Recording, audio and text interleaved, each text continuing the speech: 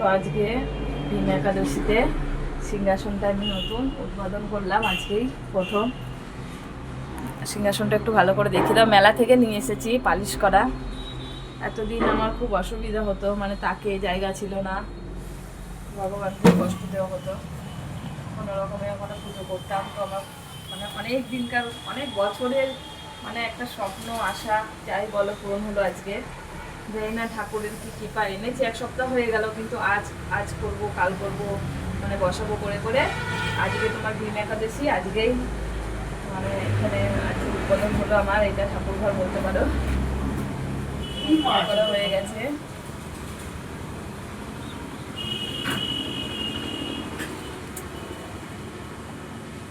বেলপাতা অর্পণ করেছি ভগবানকে, দেখাও মহাদেবকে। মহাদেবকে ঘি মধু দিয়ে তিল দিয়ে স্নান করেছি।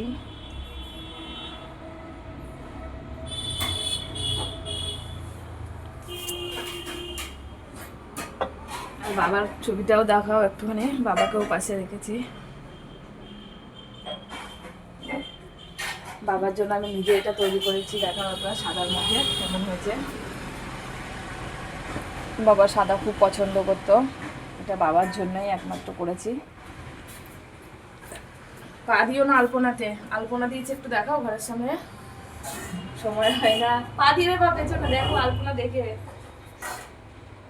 তো সবাই কমেন্টে জানিও আমার সিংহাসনটা কেমন হলো, কি আমি কি সামান্য আয়োজন করেছি।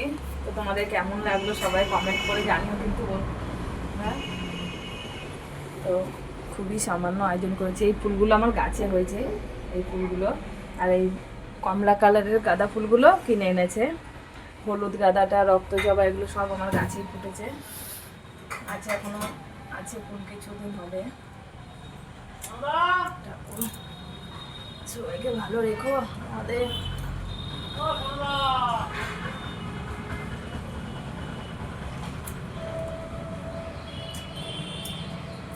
তো দাও তোমাকেও